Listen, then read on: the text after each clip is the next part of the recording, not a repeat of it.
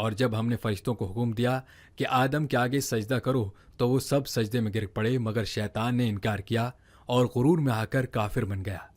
اور ہم نے کہا کہ اے آدم، تم اور تمہاری بیوی بہشت میں رہو اور جہاں سے چاہو بے روک ٹوک کھاؤ پیو، لیکن اس درخت کے پاس نہ جانا، نہیں تو ظالموں میں ہو جاؤ گے۔ پھر شیطان نے دونوں کو اس طرف کے بارے میں پھسلا دیا اور جس عیش و نشاط میں تھے اس سے ان کو نکلوا دیا۔ تب ہم نے حکم دیا کہ بہشت بری سے چلے جاؤ، تم ایک دوسرے کے دشمن ہو اور تمہارے لیے زمین میں ایک وقت تک ٹھکانہ اور معاش مقرر کر دیا گیا ہے۔ پھر آدم نے اپنے پروردگار سے کچھ کلمات سیکھے اور معافی مانگی تو اس نے ان کا قصور معاف کر دیا، بے شک وہ معاف کرنے والا ہے، بڑا مہربان ہے۔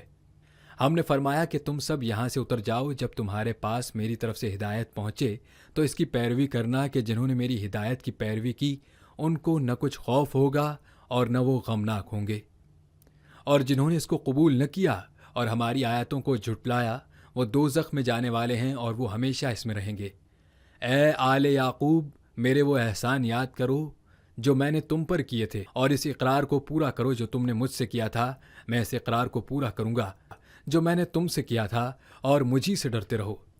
اور جو کتاب میں نے اپنے رسول محمد صلی اللہ علیہ وسلم پر نازل کی ہے، جو تمہاری کتاب یعنی تورات کو سچا کہتی ہے، اس پر ایمان لاؤ اور اس سے منکر اول نہ بنو، اور میری آیتوں میں تحریف کر کے ان کے بدلے تھوڑی سی قیمت یعنی دنیاوی منفعت نہ حاصل کرو، اور مجھی سے خوف رکھو، اور حق کو باطل کے ساتھ نہ ملاؤ اور سچی بات کو جان بوجھ کر نہ چھپاؤ، اور نماز پڑھا کرو اور زکوٰۃ دیا کرو، اور اللہ کے آگے جھکنے والوں کے ساتھ جھکا کرو۔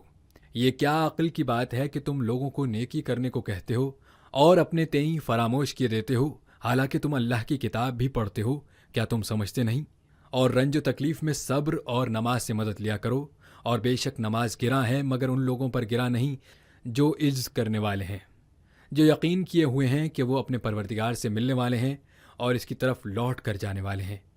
اے یعقوب کی اولاد، میرے وہ احسان یاد کرو جو میں نے تم پر کیے تھے، اور یہ کہ میں نے تم کو جہاں کے لوگوں پر فضیلت بخشی تھی۔ اور اس دن سے ڈرو جب کوئی کسی کے کچھ بھی کام نہ آئے، اور نہ کسی کی سفارش منظور کی جائے، اور نہ کسی سے کسی طرح کا بدلہ قبول کیا جائے،